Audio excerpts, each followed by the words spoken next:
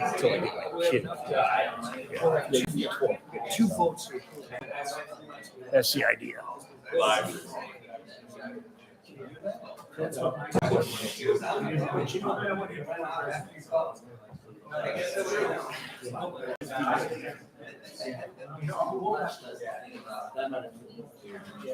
the only good thing. He's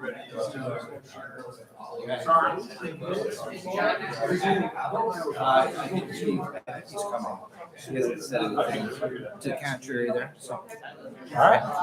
Okay. Good. Let's do it.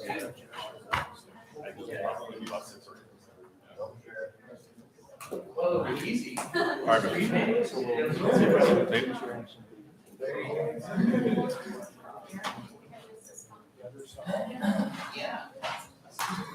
was trying to make it short. I'm just going to. Cameras are on here. It's ready to rock.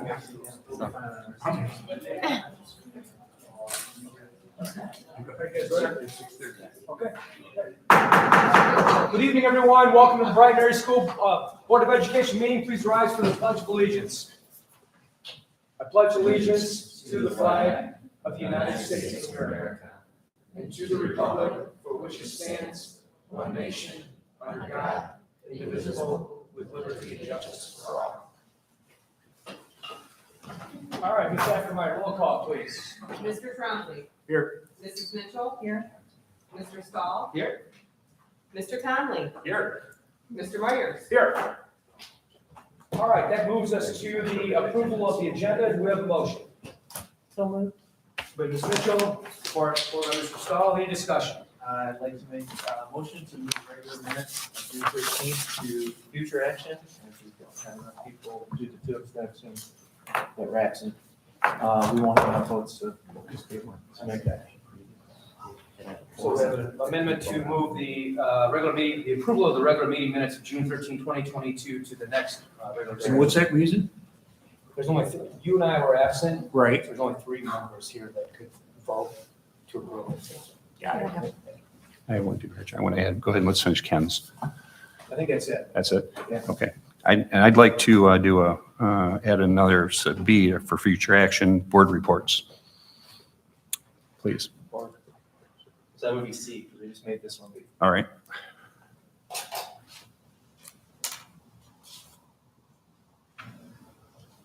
All right, any further discussion? All right, all those in favor of the amended agenda, signify by aye. Aye. Any nays? That passes 5-0. All right, that moves us to the superintendent reports. Dr. Alba. We'll turn it right over to Mr. Thompson with the spring sports report. Thank you, Dr. Outlaw. This is always one of our more challenging meetings to recognize our student athletes, because once that last bell rings at the high school and that last game is over, people get scarce. But we do want to recognize and honor our student athletes that had some exceptional performances this spring. We're going to start with boys track and field. I'm going to bring up Coach Grabowski to talk about their season a little bit, and then we'll roll into the girls. Thanks, John. So the boys had a great season this year. We went 4-1 in our dual meets. We ended up second at our KLA meet. We ended up placing 5th at our region, and we ultimately qualified 8 athletes this year at the state finals. The 4x800 team composed of Risto Kraus, Quinn Cullen, Lucas Sang, and Brady Matuszewski. Bodie Cooper was an alternate. And they had a tough regional. Winds were up 25, 30 miles an hour. So they had a slow seed time. They were actually placed in the first heat at the state finals and pretty much had to run out of your heat to try to make podium. And they fell a little bit short.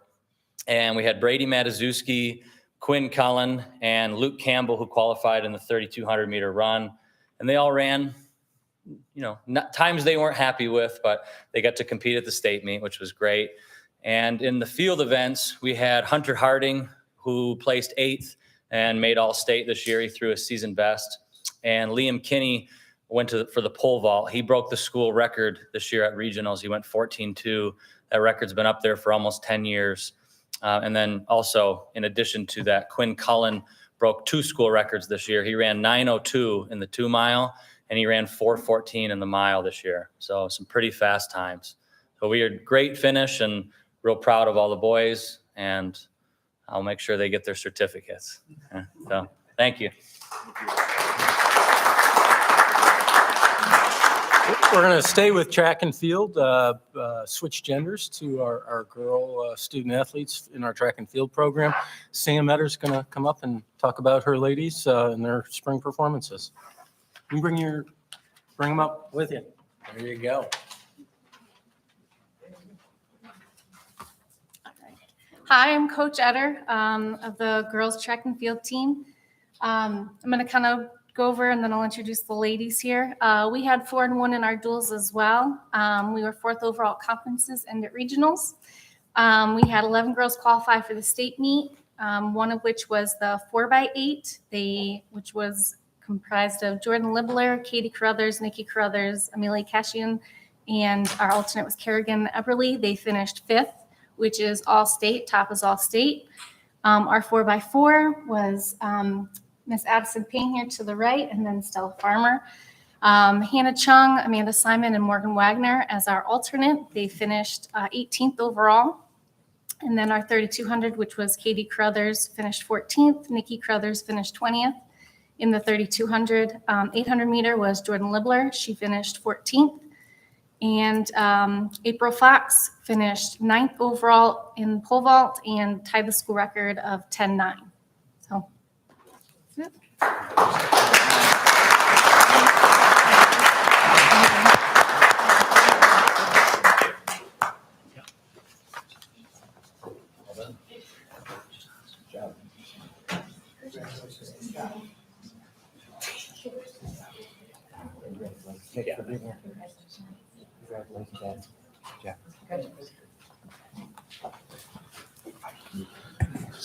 So we're recognizing 4 programs this evening, but I can tell you solid campaigns on all of our spring programs. Boys baseball ended up winning a district championship and becoming a regional finalist. Softball had a good year of steady improvement and is in a much more competitive place than they were.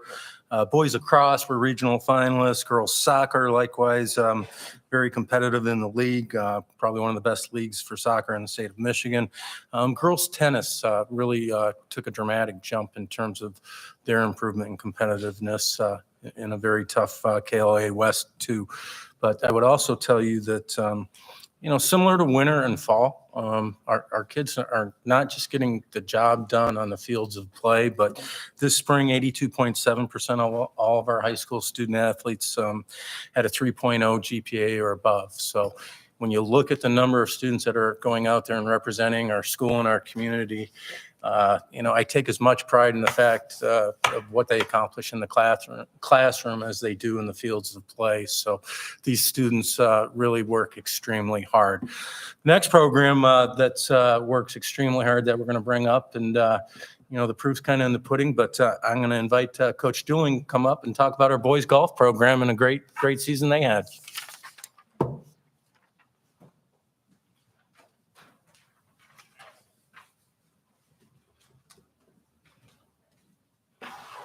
Thank you all for having us again this evening. We were here last year. We finished another historic season for the golf program, back-to-back trips to the state finals. We were undefeated in conference play for the first time ever in school history, averaging 152 for 9 holes, which means your 4 scores all were better than 40, including rounds of 32 and 34 in 9-hole events. We have five players is considered to be in our starting lineup.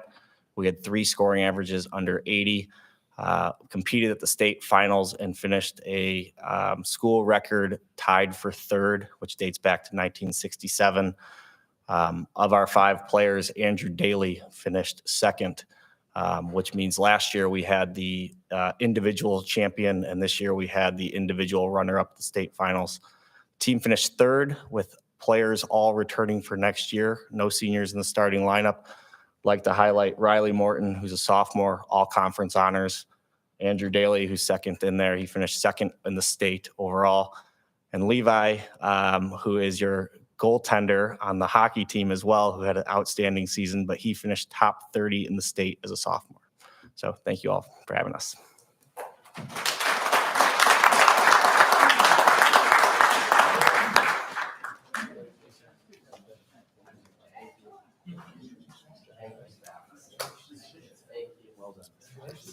job. Good job. Good job.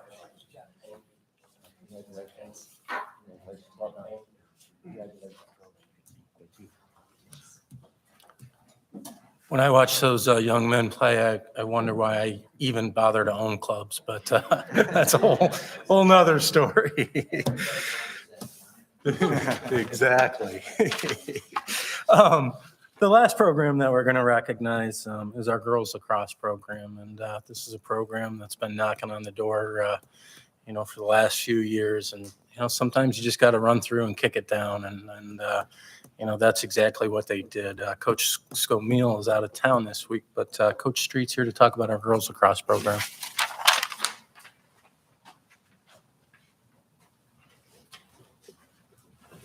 So this year was pretty amazing. We are state finalists in 18, 19.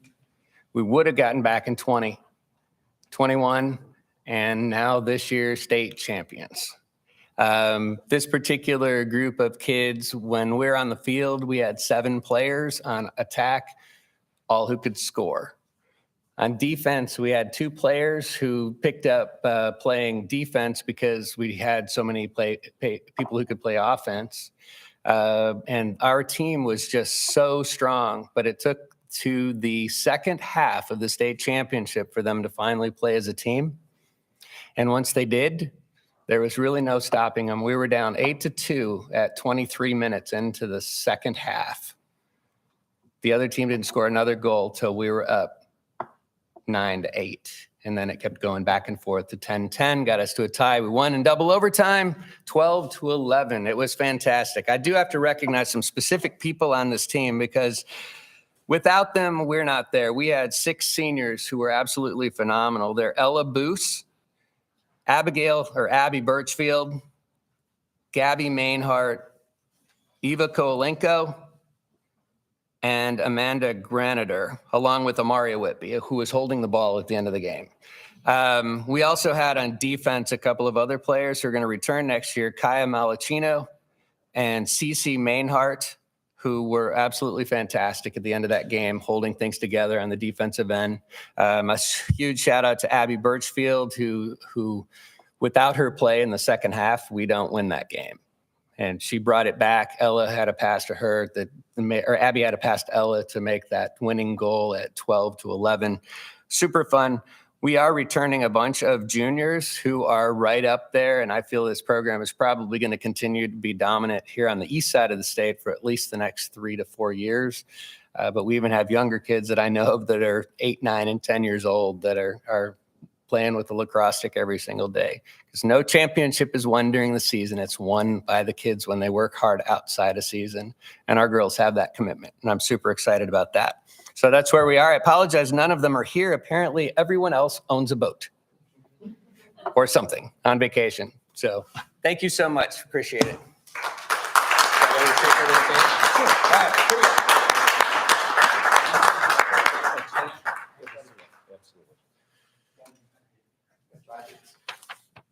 Well, I know all of these people. And certainly on behalf of all of our student athletes and coaches, grateful appreciation to all the board does, as well as our faculty, staff, and our community as a whole. So, Brighton Athletics is, it's everybody together, and we can't do the things without everybody, having that positive impact. But on behalf of our students and our coaches, thank you. I have one more thing. Our sophomore goalie, Gabby, is absolutely incredible. Buckenberger is amazing, and also we get the back for 2 more years. I think it's exciting. You guys are all, thank you so much. Feel free to stay for the budget hearing if you'd like, but, or head off to the beach. So thank you all.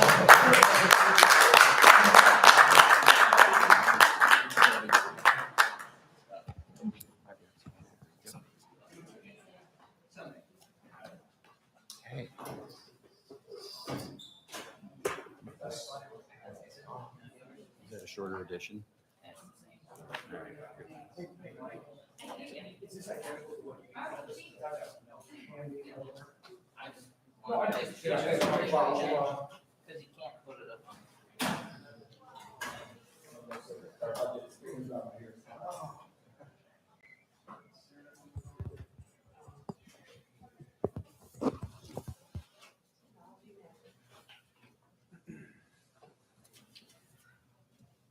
The next thing on the agenda was our annual budget hearing with Mr. Ingleter. All right, thanks, everybody. Call this hearing, budget hearing, the annual budget hearing to order under Public Act 2 of 1968 as amended. This is a statutory requirement. Prior to adopting a budget, we need to have a hearing and allow for input from the board and the public. This is, all right. So you have the materials in front of you that I had emailed over. Just a couple of things. This hearing is mostly meant to cover the projected budget for next year, but we're going to cover a little bit of the amended budget for this year as well to get us in place for that. But just to get started, let's start on page 1. This is the overview of the funds for the district that we're budgeting for. You can see we have the operating fund, which is the general fund. We have 3 special revenue funds for this year: food service, student activity, and community ed. And then we do budget for 1 capital projects fund that we will touch on a little bit. The next sheet actually shows you just revenues overall in categories. Just showing that we are looking to move from about $93 million revenue to about 102.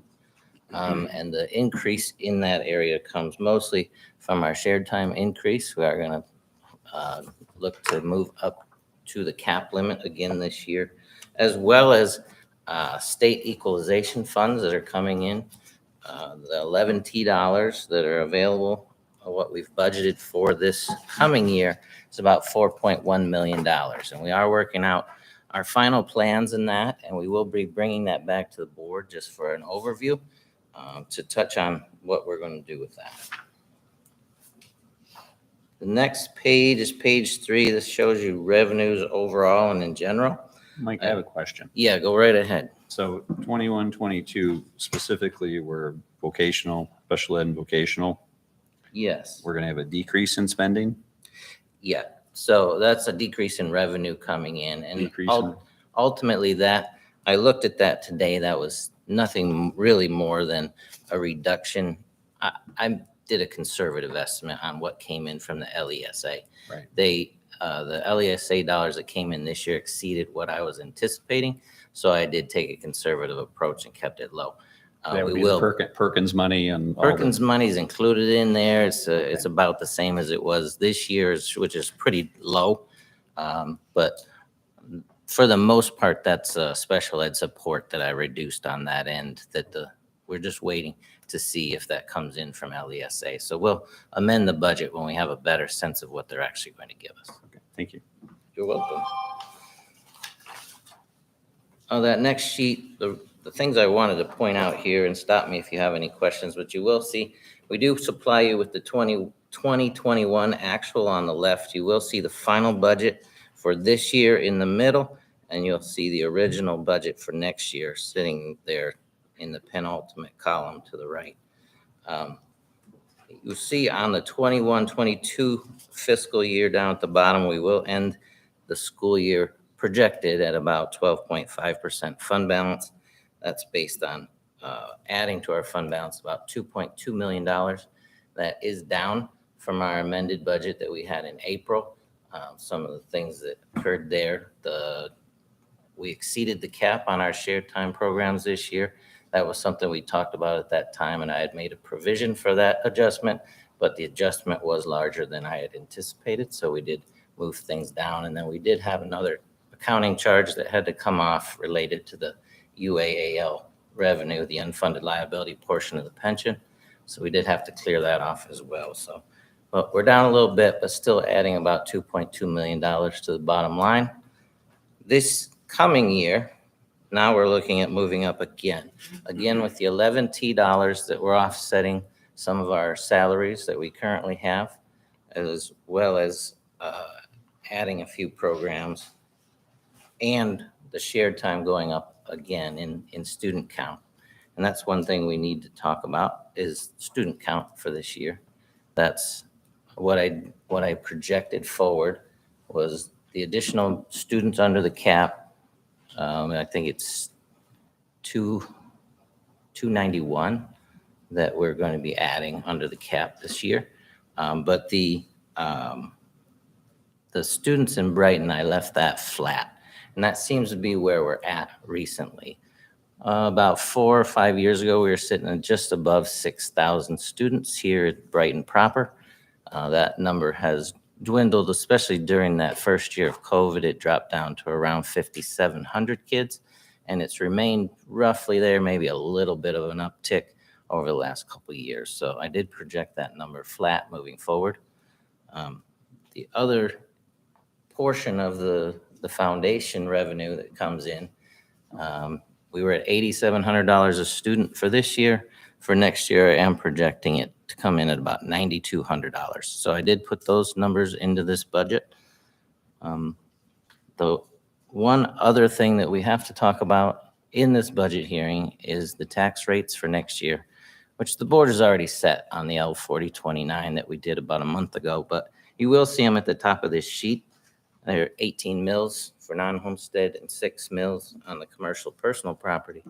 Those were already set in place, and they are the legal limit on what we can levy. We do have additional hedge above that. We sit somewhere in around the 21 range. So if we do have future Headley rollbacks on that, we'll have isolated ourselves, or at least deferred some of that. Anybody have any questions on that sheet? Go ahead. Yeah, any one-time money in 22 and 23 budget? Absolutely. All of that 11 T dollars that we talked about, $4.1 million is one-time dollars. Okay.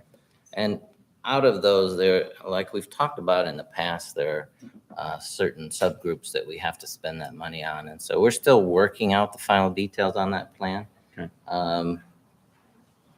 Of the 4.1, there's about 800,000 that goes to before and after school programs and summer school programs. How much was that again? About 800,000. Okay. And then we've got to focus some of it, obviously has to go to learning loss, but the whole plan is being developed as we speak, so. Okay. And then in that income, that obviously includes our shared services net. Shared services net. Yeah, that's which is correct. somewhere, what, about 3 now? I'd say for this next year, based on some strategic investments in the program, I'd say we're going to be about 2. 2. So it's 2. down, it's inching down a little bit even. It has, and that's on purpose. Okay. All right. So that again could be considered one time if for some reason that was voted out of the system. Yeah, and those are things we have to continually talk about and be prepared for. That's why I'm bringing it up. And those are things that we internally have been talking about and have, contingency plans if necessary. Okay. So that might be something, at this point though, there's no sign of that going away. There's nobody pushing it out the door. No, and the board as a whole does pay a lobby service to continue to work on our behalf in Lansing to ensure that those things stay in place. But there's always a risk factor, especially with an election upcoming. So there's always a risk there. That's where I'll leave it. But so we need to be cognizant of that. All right, thank you. You're welcome. Can I just say really quick, what about the decrease in athletics and other local? Yep. So I did, those essentially amount to me being a conservative budgeter. I went back and looked, and what I did is I had used a 3-year trended average, and especially with athletics, with COVID in there, the 3-year average is probably a little low, but I felt that's probably better than a little bit too high.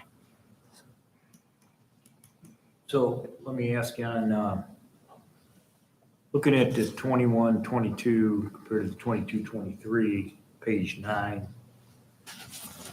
Under what? Page 9.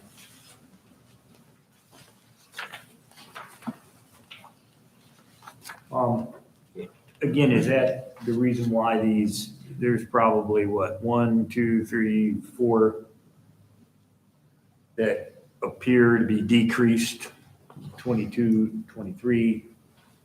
Yeah, so back on the community ed budget there, what you'll see, if you notice that the federal grants are actually down.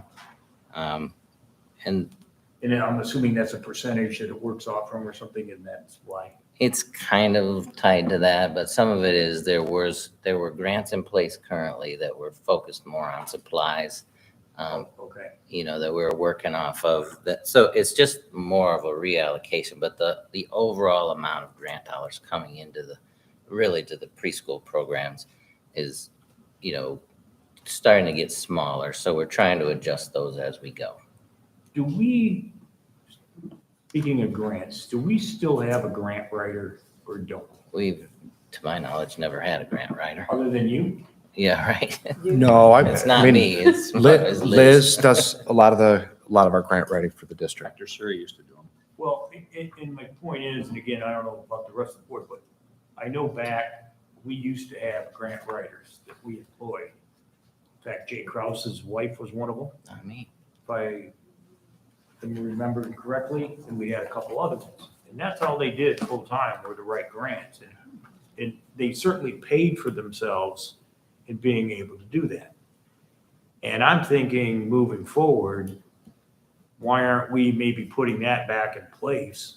Because what do we have to lose? If they're paying for themselves, why not, have someone out there that knows what they're doing, instead of taking these guys' time when they're supposed to be doing other things financially and curriculum-wise, to spend time and effort to write these grants. Why don't we have someone that knows what, that's what they do, and get them to do this kind of stuff? So I think to pay for itself, it would have to assume that we're missing grants. And I don't know that we're missing anything. I think we're really on it. And I know that Liz leads the way, Kim Hubert, all of our instructional staff. I think we're getting all of the grant money that's out there, everything. And even like security grants, we applied for it. We put in a good app. We didn't get it this year because it's a competitive bid and we got it the last time. So we're getting the bids, and I know we work as a team on it. So I think that, I don't know that there's a new revenue that's out there. I think we're getting everything that's available to our district at this time, just throwing that out there. So just a follow-up question to question Mr. Trombley had with regard to the community ed fund. You mentioned, Mike, that there was some grant money that was available for supplies, I believe you mentioned. Is that why they're on the expenditure side for supplies? It's cut in half from last year to this year. It's down $322,000. Yeah. Is it because it's covered by grant money and therefore it does not need to be spent from the community ed That's correct. budget? Okay. Yeah. They added a bunch of supplies this year that they were allowed to get under the grant. So we just won't have the need to purchase all of those supplies this year. More one-time expenditures. And then I had a question, going back to page 3 that Go you were right talking ahead. about earlier. You mentioned the 291, the addition of 291 under the cap for the shared services. Does that represent a 10% increase? That does. The cap is set at 10% of our current shared time enrollment. And so, yes, that represents 10% exactly. So I'm anticipating that number being in the 3,200 range for next year, and the Bright and Proper to be right about just under 5,800. Okay. Is what I've anticipated. Yes. On the shared service, and we're down to approximately 2 million net. What has come up with these last few years that continues to expense that program? Because we were $1 million higher than that. Right? We've talked about in the past that we made a strategic decision to actually push past the cap. So we did that last year and we're doing that again next year. So we're actually, we have more students in shared time than what we're able to claim. But that allows us to expand the cap. So we're actually investing in future years at this point. So that was a strategic decision while we still had one-time money coming in that we were going to make to try to move that forward. But it takes a couple of years to get caught back up. This was a loss leader right now. Correct. For the investment. Correct. down the road. Yeah. It was strategic. As long as the state doesn't close the door. Well, that's some of the risk, right? That's the way that is. On this other one-time money where we had 800,000 for before and after school programs. Yeah. How was the rest of it broken out, the 4 million? Roughly. Remember? Yeah. Yeah, but it breaks out into There's, 51. Yeah, so we're, basically the 800,000 is going to be new program stuff because we don't have 800,000 in summer school and before and after school to offset. So those will be new programs. The rest of it will be offsetting salaries that we currently have. We just have to do an entire proration for only specific children in each classroom. and for all summer school, all those Yeah. options. So 3.2 million will be offsetting salaries? Correct. Salaries, benefits, and all of that. Is there some particular salaries it offsets? And so that would be, so basically, we're not going to have to use our general fund to pay those salaries one time. Correct. So it's going to offset the For salaries. for 2 years, because we got about $8.2 million, and we're spreading it over a 2-year period.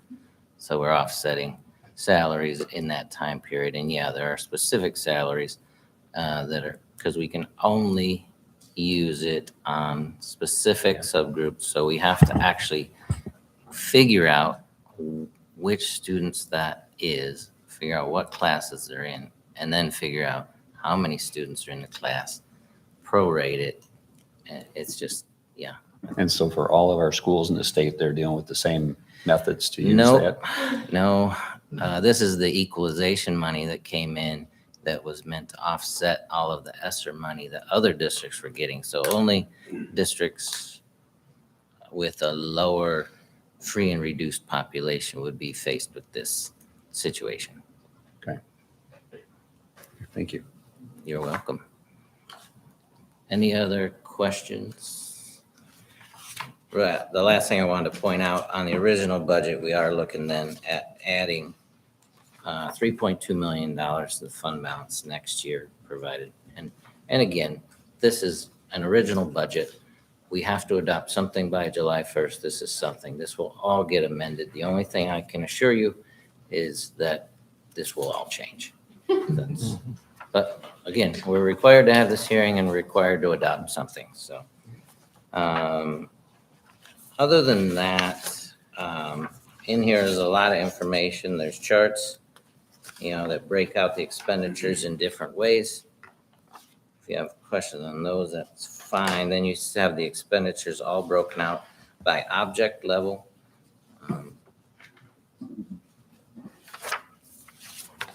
We do have food service on page 8. A couple things to note there. We did add quite a bit to our fund balance this year. And again, that's because all of the federal dollars flowing in, every student qualified as free and reduced for this year.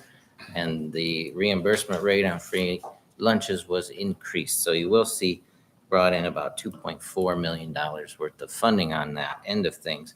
Next year, that dries up and goes away. So you'll see that there's a swap, and now there's food sales on the top line there, $1.2 million, and the federal dollars dropped to $500,000. Question on that. Yeah. So I was in the lunchroom having lunch the other day. They were still paying for lunch. They're still able to pay for lunch as a la carte and additional, but as far as if someone wants to take a reimbursable meal that meets all of the standards for the feds, then that is free, and then we submit for reimbursement on that.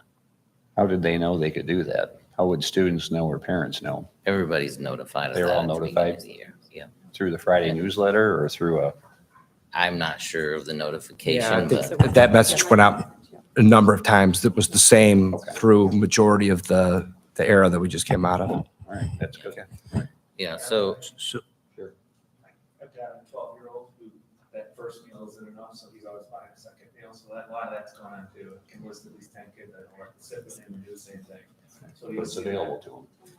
And they know, that's the big thing, right? That they, Yep. and that'll be gone next year, you say, for the next, yeah, as far as everyone qualifies as free for next year, that's going away. I know there was some talk, and I know Debbie Stabenow was the one actually leading the charge on that. Now, whether that makes it through, it's most likely not going to happen.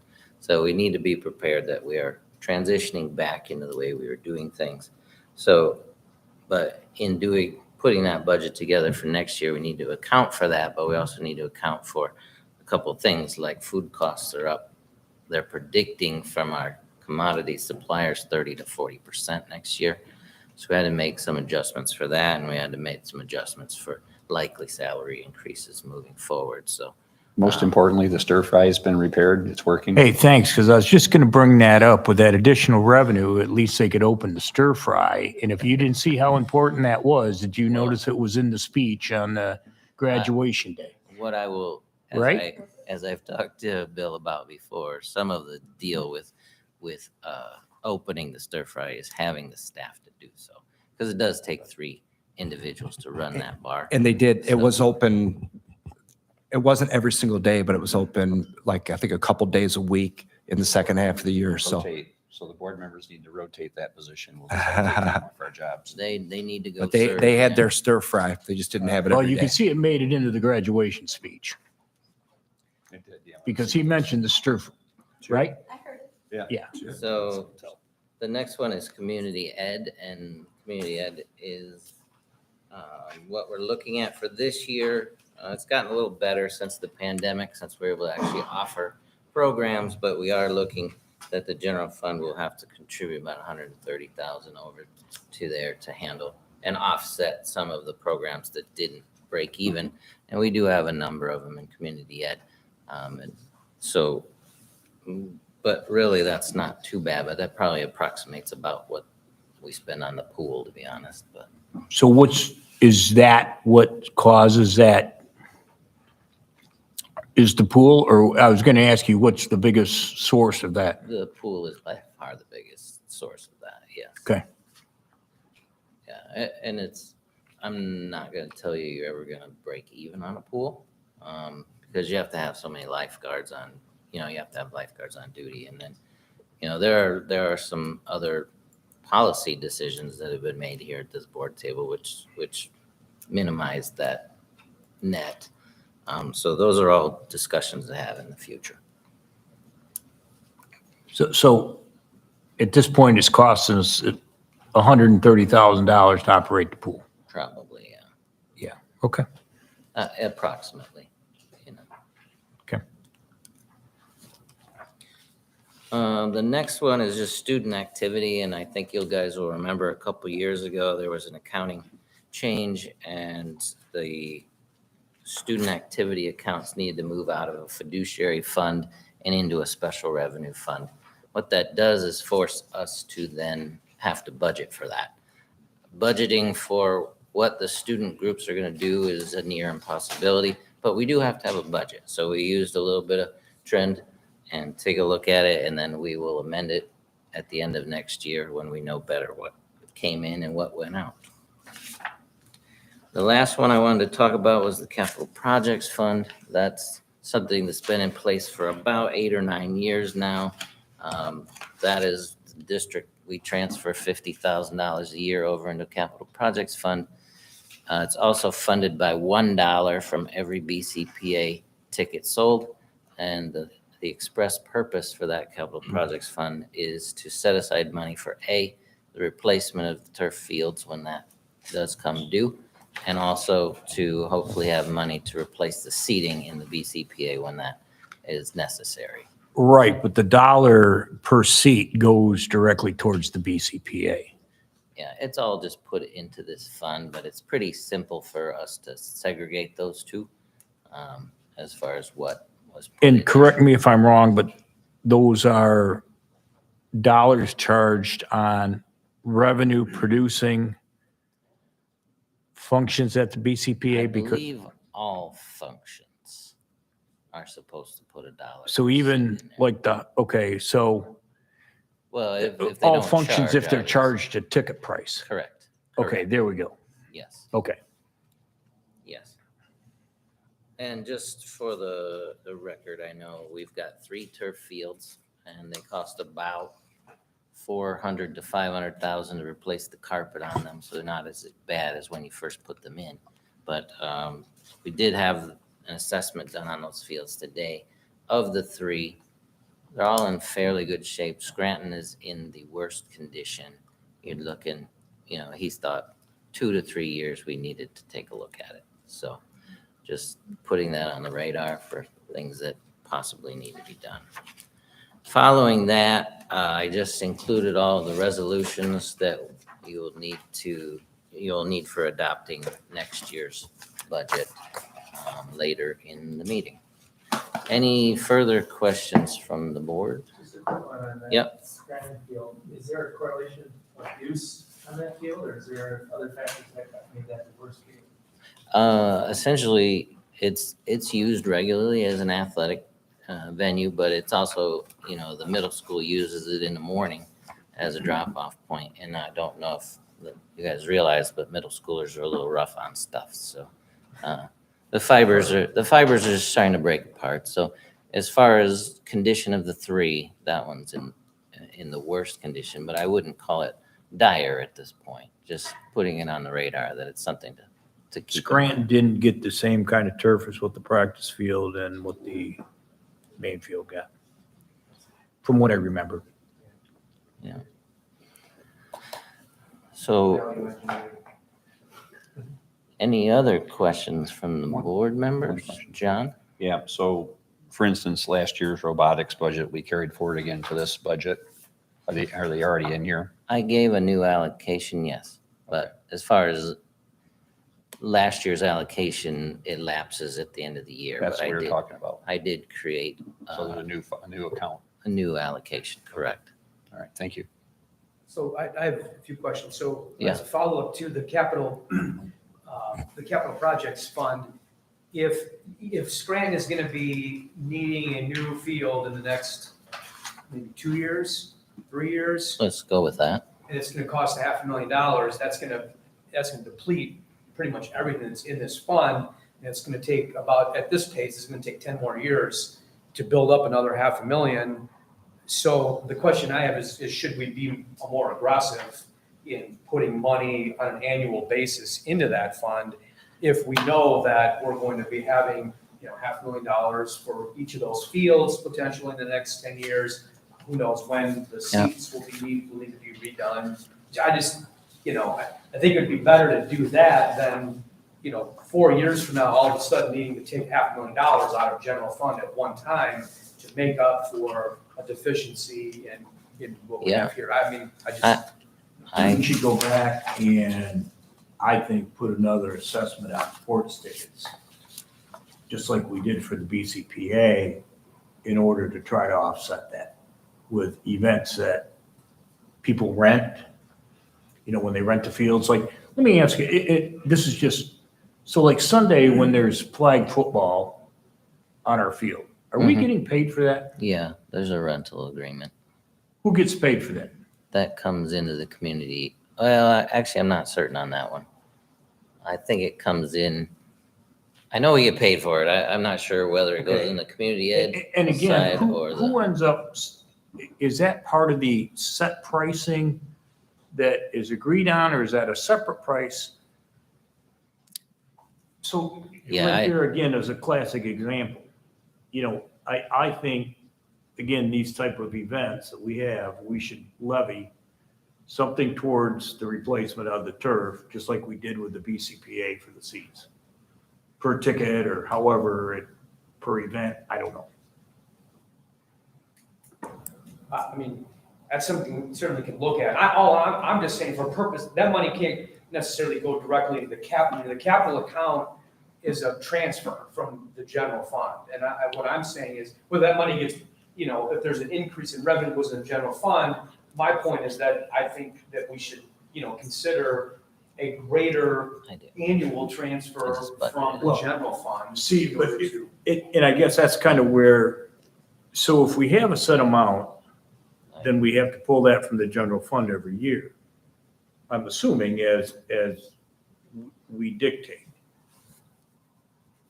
But like the BCPA, because some years if we're down revenue, do we still, because that's the first thing that's going to go when we need to allocate revenue somewhere else. Well, we're going to take it out of these fields because that's educational or however you want to phrase it. That money will go away.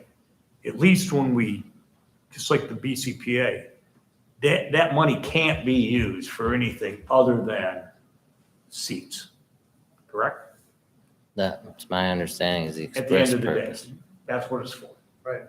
So I think whatever we do, it's got to be very specific that that's what it's for. So it can't be used or taken away or not put in there because of some other reason. And that's my concern on it, just paying it out of the general fund, is that we're going to get in a bind somewhere down the road. We're going to need money. Well, we're just going to pull it out of there and that's going to go to waste.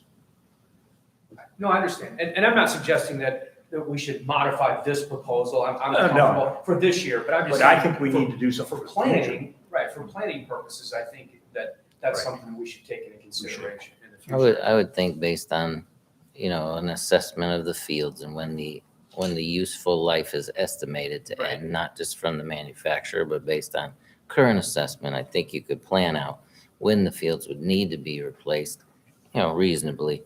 And I would agree, you probably want to up the amount in order to have enough for whatever you're going to do to defer that cost. Joe, I have a comment on that if we could. Sure. Bill, you mentioned that we used a different quality field at Scranton, probably because we didn't think it'd be used as much, maybe. It'd be good to know what we used there and what we used in the other schools to determine really what we got going, so we don't fall into the same thing again, because if this expenditure comes up at this high level, then we're going to wish we had bought the other field, aren't we? If it cost another $50,000 at the time. Well, again, from what I remember is we weren't we had a consultant that did the fields or whatever, and they were the ones that recommended. Well, maybe we could look in the books and What see went what we where? bought. And we don't want to buy the same one again if it's lasting half the life of the other ones.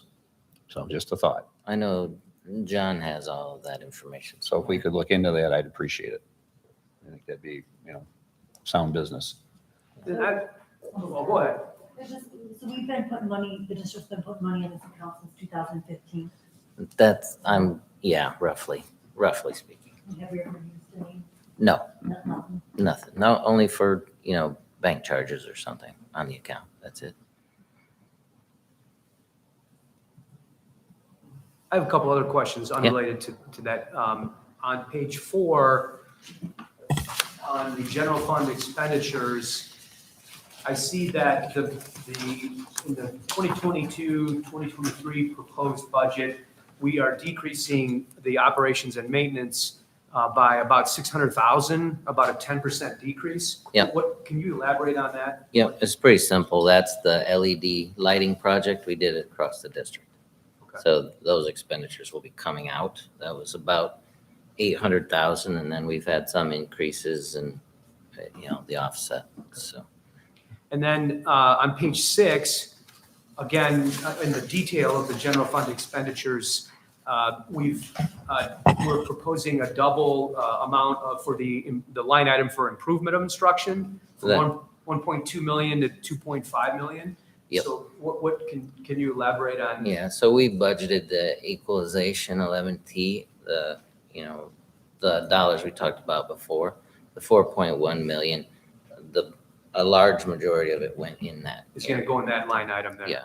Okay. It's related to that area. I don't have any other further questions. Anybody else? Any further questions? No? Good. All right, well, at this point, we have to open it up for the public. If anyone would like to provide input. Yeah, so this is a statutory hearing which provides the board the opportunity to ask any questions. By statute, there's also the opportunity for any members of the public who may be here that wants to ask any questions relating to the budget. So if anyone has any questions, now is your opportunity to do so. Or forever hold your peace. Very thrilling stuff. All my questions were answered, so thank you. Sure. Okay. And with that, I request that the hearing be closed, and I do request the board to approve both the 21-22 and 22-23 budgets later in the meeting. Okay, thank you, Mr. Ingleter. All right, Dr. Outlaw. Okay, so our next topic here, I raised this last week, proposing that we put retired police officers in our 4 elementary schools. And as I mentioned last week, I have a company here that provides this service. I've worked with them in the past in a previous district, and have them here to answer questions from the board.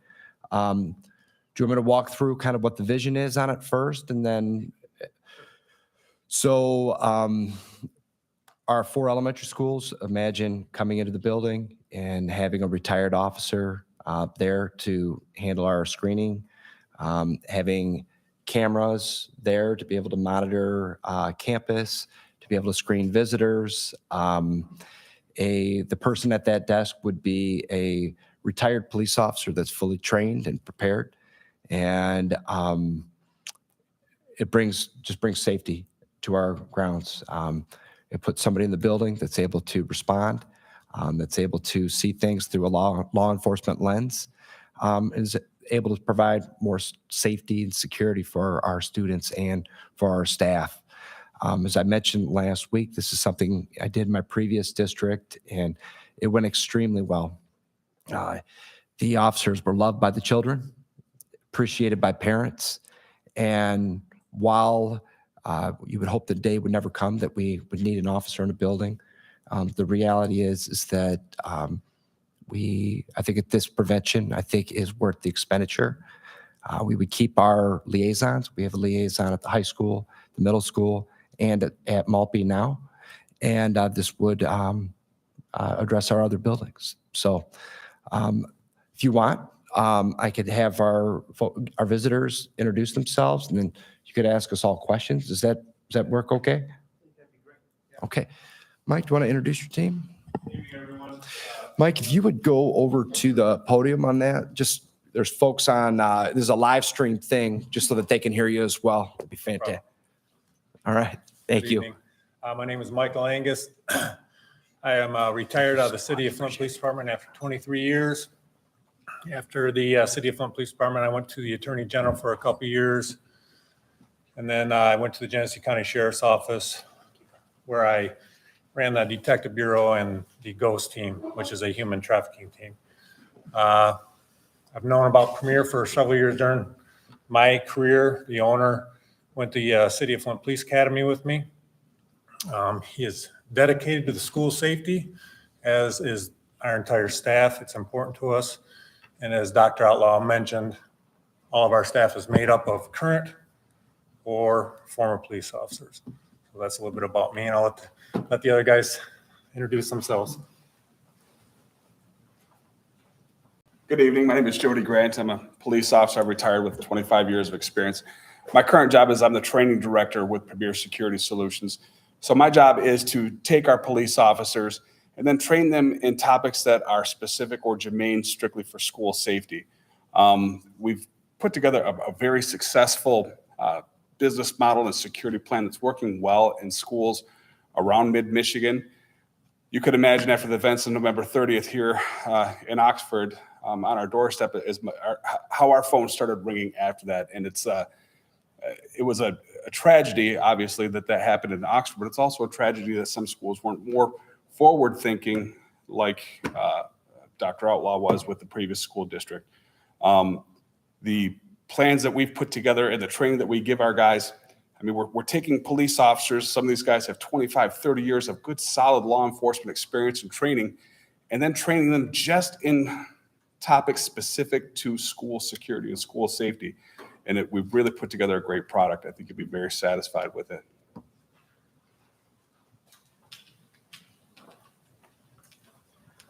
Good evening. My name is Al Jakubowski. I work with Premier Security also. I retired from the ATF as a special agent and resident agent in charge in December of 2022. I'm sorry, December of 2020, after 31 and a half years with the federal government. One of the reasons I came on with Premier was I knew Dave, and I worked with a lot of the managers that are within our company, and I liked what we were doing. We've all worked and met law enforcement officers that weren't a good fit in a school setting, or for that matter, a lot of different settings. So we're real specific with the people that we select for our schools. We don't just take an officer that applies and say, gosh, we're going to put you into the schools. We have to make sure that that person meets a certain criteria, but kind of, they got to have that little extra personality that works with kids. You can't just come in here and be a tough guy, roll up your sleeves. That doesn't work. You have to become part of the school district. We're in 8 different school districts now. And the school districts that we're in, we have success, not just because of what we do and how we train. It's important that we do that, but it's also finding the right people. That's, like I said, that's one of the reasons I came over to this company, is because I believed in what Premier Security was doing. And at the end of the day, I got 4 teenage students myself. I would like our guards to be doing the same thing in my kids' school as what we're doing in the school districts in the local area. So we appreciate your time.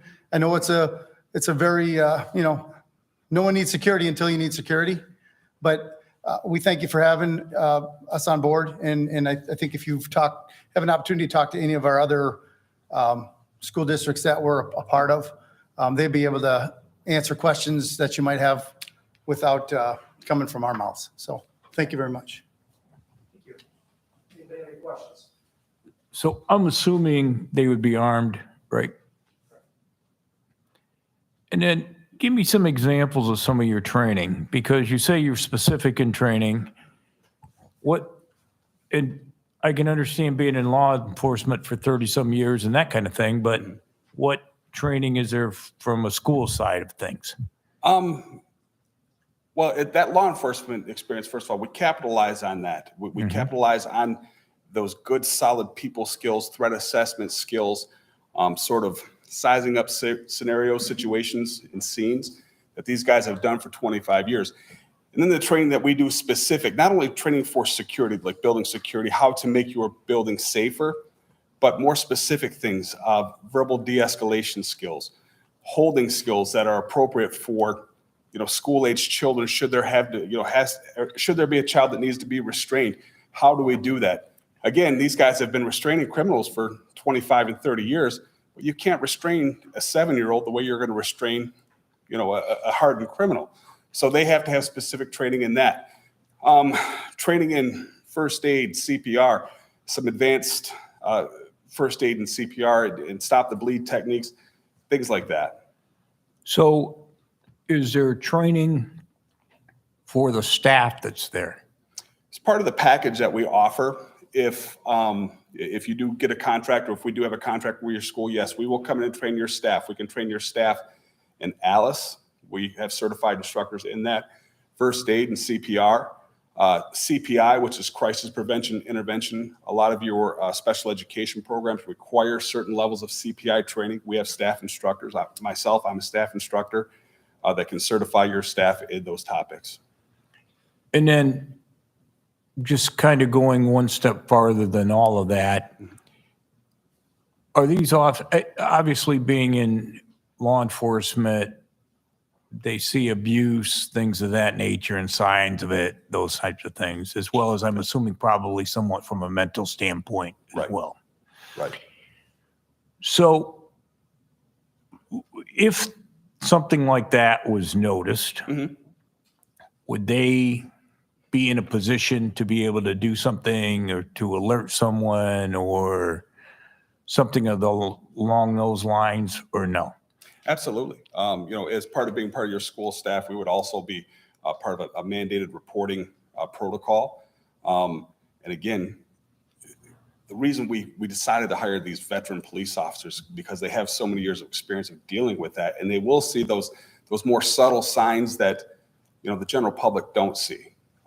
These ladies and gentlemen have done this for decades, so you know, these things will stick out to them when it may not stick out to other people.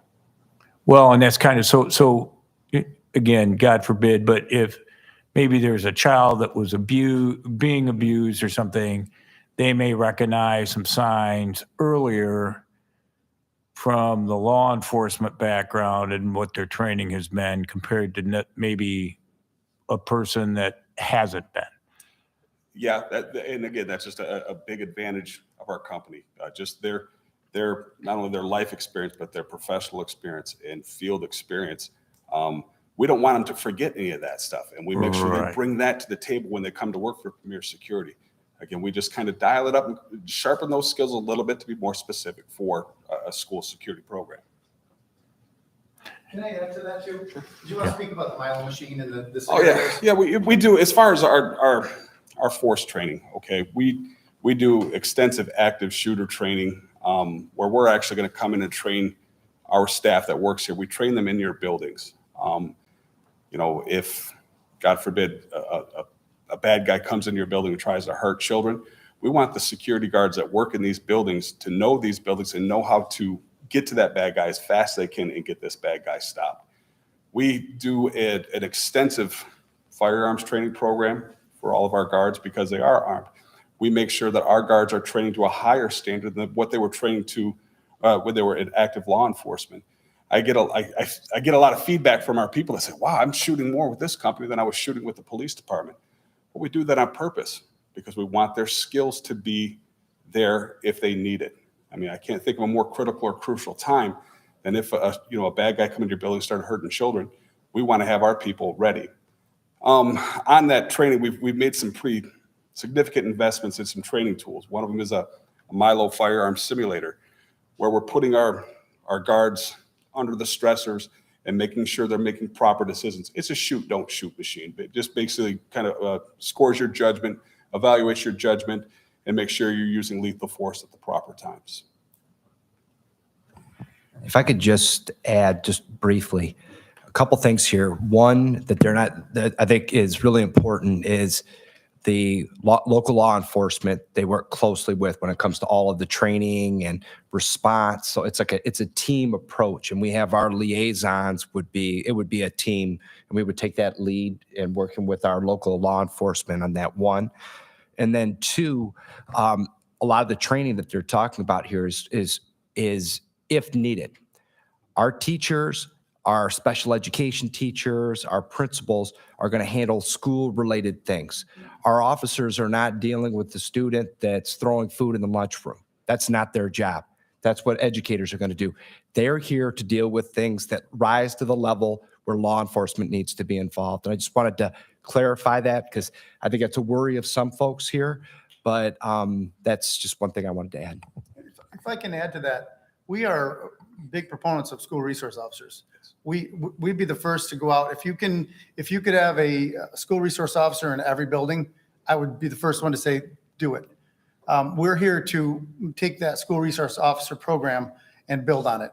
At the end of the day, it's safety for our staff, it's safety for our students so that they can go to school, parents can drop their kids off and feel comfortable.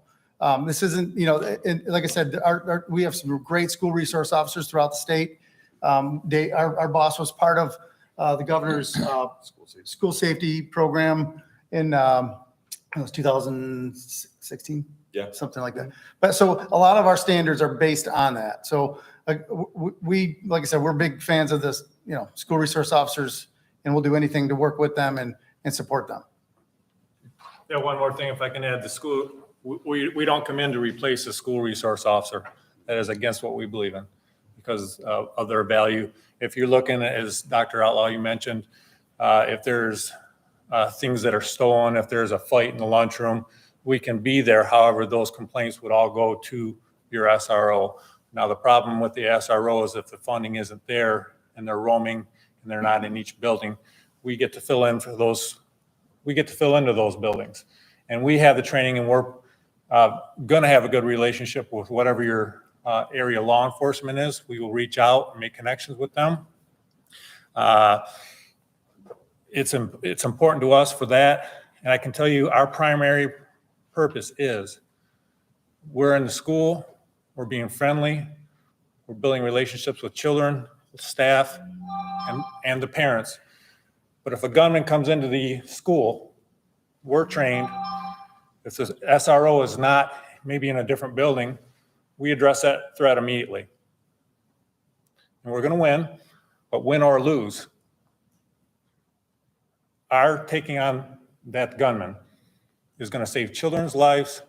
And in the meantime, it's going to give your SRO and your uniformed law enforcement the opportunity to get to that building. And we've stopped that threat. His focus will be on us and not the children. That's our primary goal. Well, And one more thing, we like to, in the areas that we go, as Dr. Outlaw knows, we like to seek out the good law enforcement officers in your area that are maybe retired or have a schedule that they can be part of our team. We bring them into our group. We vet them, but we like to bring in people that are from your community that go through our vetting process. It's helpful. That's it. Thank you. I am certainly for any type of added security there can be for our kids to try to keep them as safe as possible whenever they're school property, wherever they are. And maybe it hasn't been said publicly, but I'm going to say it because I think the incident that happened earlier this year at Horning and Malpe was a cluster. I don't think we as a district had our, I'm not going to use the word, together enough when the incident was there blatantly. And I feel that there wasn't adequate training, or who the staff didn't react the way they were supposed to react. And again, I'm for anything that can boost the security and the sense of the well-being for parents sending their kids there, right? Anything we can do, I'm all for it, but something more needs to be done so that same type of cluster doesn't happen again in Brighton area schools. Just to clarify, I appreciate that. Obviously, anytime something like that happens, and we had a fake call for anybody that knows where a student called in, and we had a law enforcement response to that.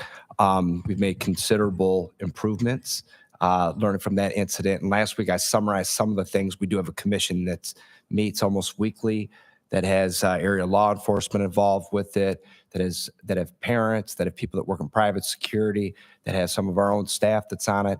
So yes, we've come a long way, but we still have work to do. Good. We're going to hit the ground running, but we think this is a key piece to the puzzle. And the reason why is this: we're educators. This is what we were trained to do. We were trained to see things through our educator lens. To have somebody in a building that sees it through a law enforcement lens is so important. And they see things that we don't see. They've been trained to do it. So I think it's one of the real values. They can, like, we see the good in people. Somebody walks up and I see, hey, there's a potential, it's a parent. How can I make a relationship? They can see that as well, but they also can see when something's not right. And that's one of the great values of having people that have spent their career in law enforcement in these roles. So just wanted to add that. Yeah, I was checking my notes back in 2018. I asked for this back then. I thought we needed to do this. So I believe this is long overdue. And we brought it to the board, and whatever crisis hadn't happened yet, so it didn't get traction. But I don't think there's any doubt this is required. Now the question is, how do we move forward to get it accomplished? And I believe we got, again, we've got references. You worked for a superintendent. That's a good start. On my list of things was a balance between men and women officers. Again, it's long overdue. Also, programs within the school system, possibly like we used to have DARE programs, which were minimal hits sometimes because they just couldn't spend enough time with the kids, but they did make an impact. So potentially developing into more opportunities where our people on the ground would have that knowledge. Obviously, reduced drug situations in the schools, and clean them up when they need to be cleaned up, working with our certified law officers, which we have our chief sitting right there, Brighton City. And I know he's, I've seen him in the past, he'd be interested in anything that'll improve his city.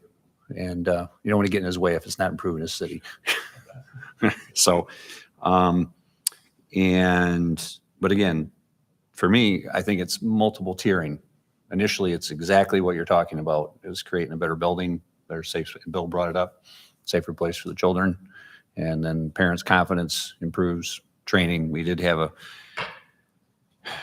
situation, but I can share with you that situation is not just us. I recall years ago, Heartland Schools had many occurrences where they had false things happen.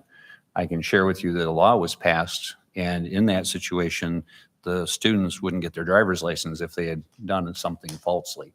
That law is currently on the books, and it had to do with other issues besides what we're talking about, but it had to do, and it's on the books, and that can be modified for the stuff that we're working on here. And like I said, this meeting is recorded live, so we'll keep our security issues a little bit secret, and we can discuss the formalities of them accordingly. And that's just how it has to be. So my thought, though, was an opportunity for teaching and students to grow with people on site. So we can make an investment, knowing what the number one issue topic is, and then see how it trickles down. I don't know if you guys do that in any of your schools, if you teach any classes after school or before school. Right. Currently, we have a cadet program running with the Brighton City Police Department and our fire department. And I believe there's 30 students. Is that correct? 30 students. So they're full of the program this year. And I said, we got to run another one. I just got to look at it. So I didn't see the 60 kids, but the idea, things like that, though, as we can be proactive. Okay. So We don't have anything yet, but we're open to look at it. I'm just throwing it out there for ideas, and I would be very supportive, and I appreciate the experience that everybody brings here tonight, because that experience is it's our future that we pull together, and again, there's a cost to it, but I believe that that we're overdue. So I guess, what day do we start? That's where I'm at. So as a follow-up to the comment from Mr. Conley, one of the questions I had is, you mentioned that you're currently working in 8 other school districts, and I know you've got a couple letters of recommendation in here.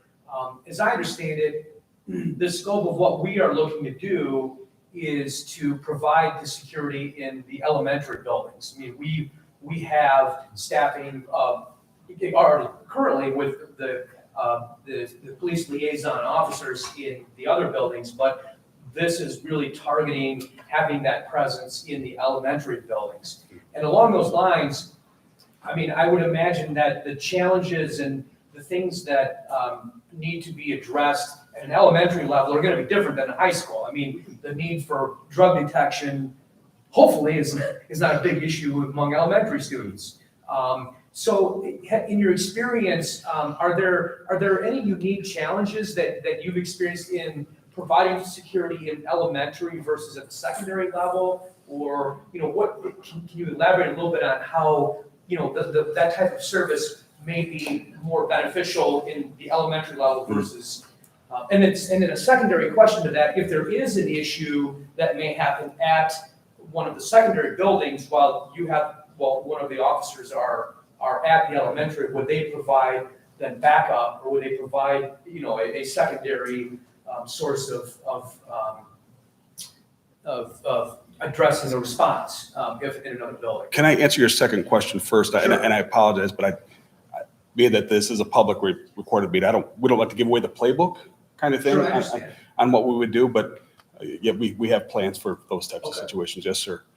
Back to your first problem, or your first question about the difference between the high school and the elementary school, where we've, I guess, as we recruit these law enforcement officers, again, that have had a lot of experience in the field. and they fight to work in the elementary schools. They really, really want to work in the elementary schools because the kids are just, they're great to be around, and you're all parents, I'm sure, and you've been around students, and we just love being around those elementary school kids.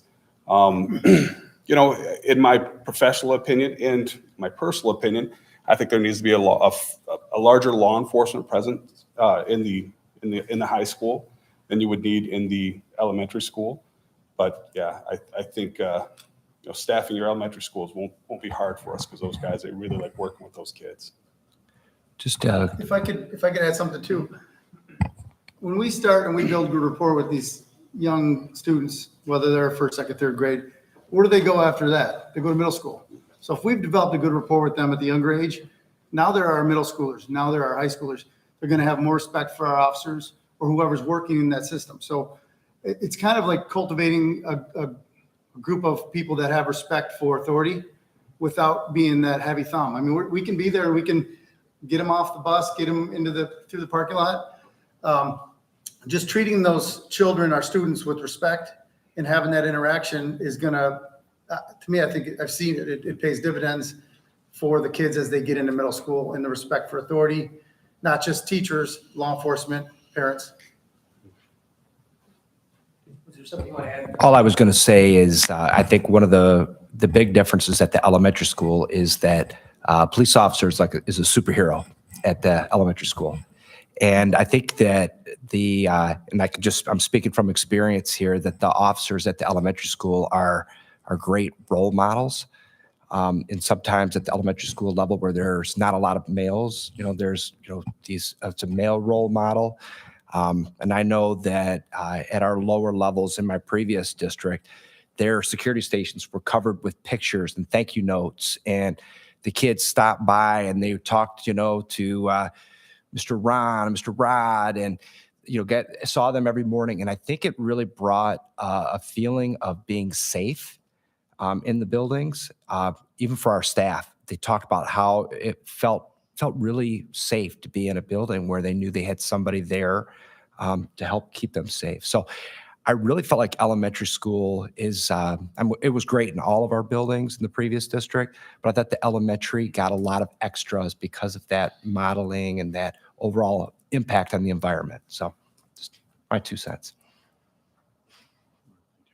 Yeah, I didn't hear a mention about looking at interviewing local officers. We have a line of from Brighton PD to our Sheriff's Department, Green Oak Township, and some really good. If I missed any departments, sorry, Howell maybe. But the idea is that we do have some people, and we have people that are very familiar with the area and everything else. And I think that would be an asset. I've known a lot of them over the years. I know some that have just gotten out of the police business and said, well, we're good, we're done. And others that, you might be able to tip back in. And I almost would like to see a program before police officers retire that they would do some of this just as part of a kind of a little bit of a kind of like, again, working with the elementary kids and remember why they got into law enforcement, because it's a hard job. And I've seen the good and the bad of it for my friends that are police officers. And again, those will be our first people that they'll fill first. Yeah. We're trying to, we'll definitely try to recruit from there because we want them to have buy into the community, around the streets they work. But, maybe they know these children, maybe they're, some type of relationship. A lot of families do around here. Right. And it's a good community. It's actually an excellent community. And like I said, I trust your intentions are 100% in the right place. So I just, like I said, work it out so it gets done. So Yeah. It's also helpful if I worked at the sheriff's office or the PD that you're locally protected by, because I have that relationship with those people. And we go to the leadership of your law enforcement in the area, which we actually have 2 gentlemen that'll be coming, regardless of how this board makes a decision. That's going to be coming to the area, doing a meet and greet with some of the departments just to say hello, trying to build those relationships. Because when those things that we do not handle in those schools, we're still going to come across them. And if I worked in law enforcement in his department, I have that relationship so I can make those contacts. It just works really well. And I also mentioned this, Dr. Outlaw, you know this, when we're in a district and we have one of our guards in your school, if the personality is not correct, we switch that person out for you. So. Well, and the other dream sheet for me and long-term vision has been going on a long time now, where we would work together with the other schools. Potentially your company could be hired. We have, 5 school districts in Livingston County. So obviously, Dr. Outlaw knows you and gives you good reference, and go through Hubert and LESA and get the nod to get out to all the schools potentially. But the idea would be then working together. It's kind of like our police forces working together as a united force, because united, we're much stronger. You know what's going on just down the road a little bit, you can kind of tell, and my belief system is that as we move forward in the future of our communities, as well as our school systems, which is my only thing I'm taking care of today, but that's where I'm at. So I think our board has been supportive of anything that's been good for youth. I haven't seen them say no to anything. So I think we'll see things work out. Thank you. I just had a couple questions. Sure. So the officers are employees of Premier, is that right? That's correct. Yes, we're self-insured. We put into all the funding, the taxes, all that type of thing. So, if you come across someone who you think's $25, $21 an hour, but then you throw on all the other stuff, we take that all on. We take all the training on with each one. And I'm going to tell you right now, no disrespect to any law enforcement here, Jody Grant is the best trainer that I've ever worked with in 31 years.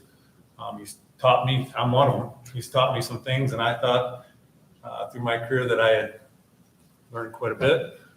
He's taught me that I haven't, but yeah, all the things. And if someone's sick, we have that person replaced. We have somebody in your school that is familiar with the school, those types of things. And so do you work hand in hand with the district in regards to like hiring for the certain schools?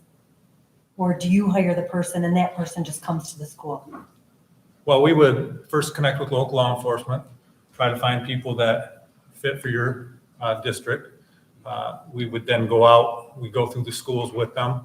We walk through the schools with them, try to learn the buildings, learn what the staff is looking for, and build those relationships at the beginning.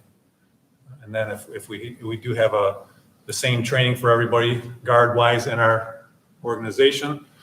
So if they come out, we like to, when we replace, if someone's on a vacation or has a sick day, something like that, we try to have somebody that's familiar with your district.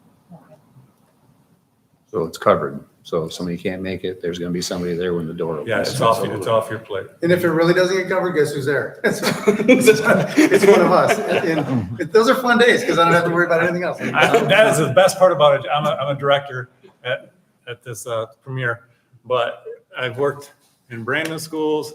I've worked in Croslex.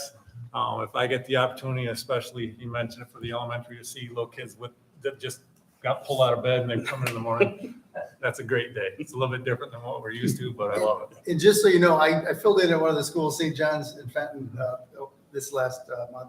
I had my watch on.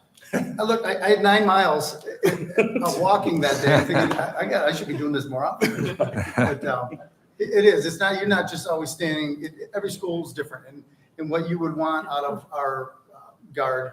If you want us to be moving more, you want us more stationary in front, we could tailor it for what your needs are for that specific school.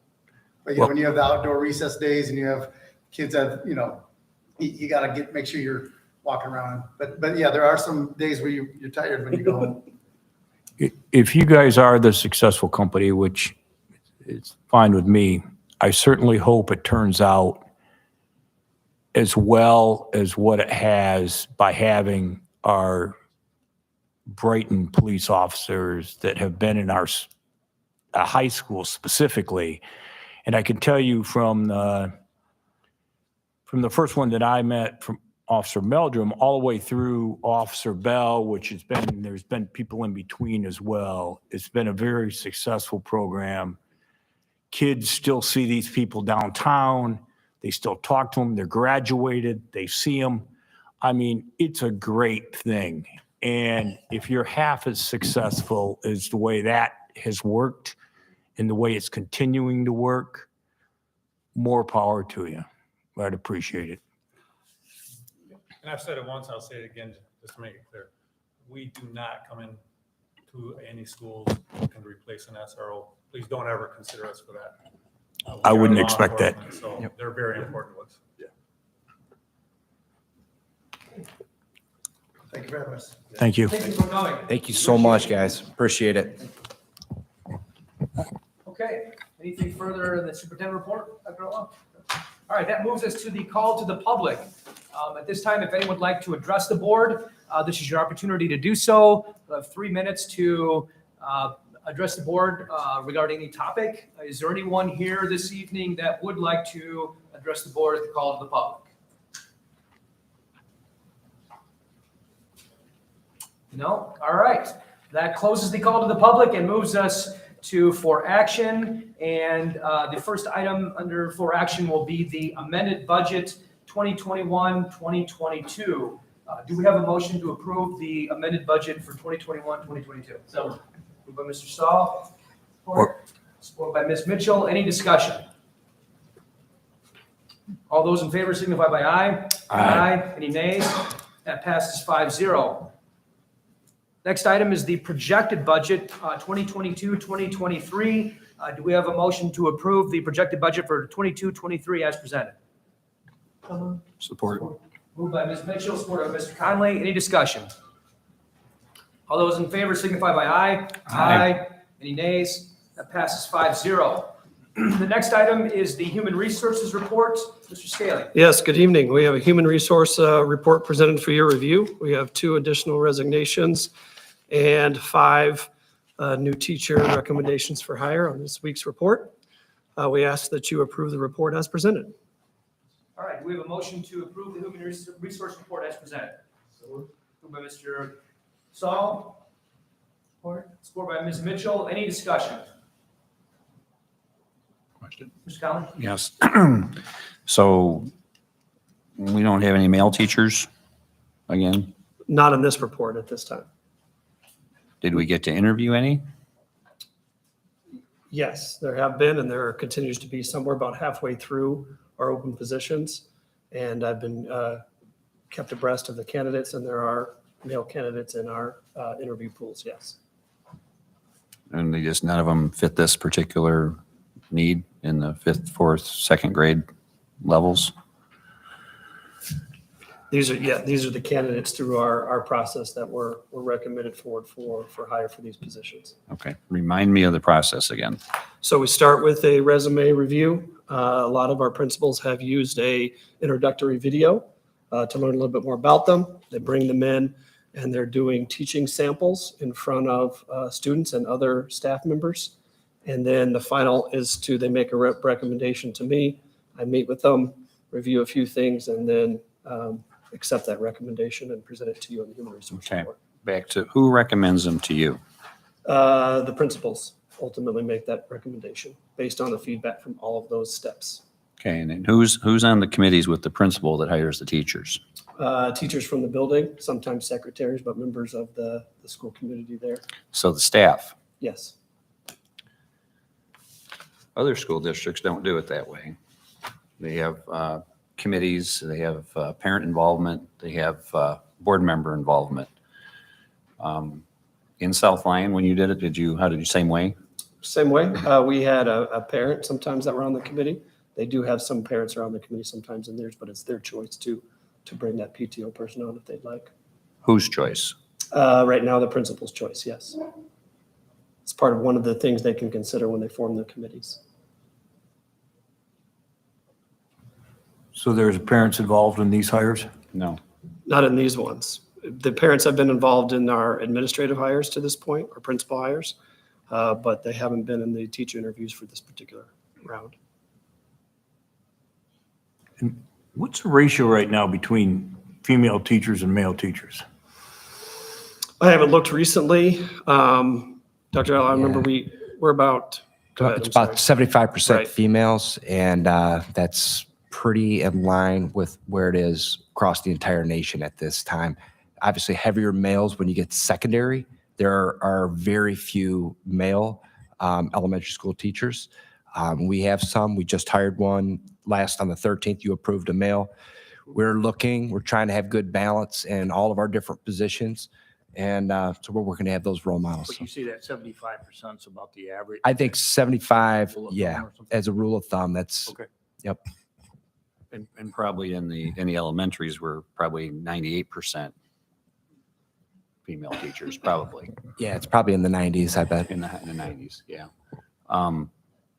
Well, I'm going to propose in the near future that someone from the school board is involved in hiring the new staff. And I'm going to propose that we need to change what we're doing today.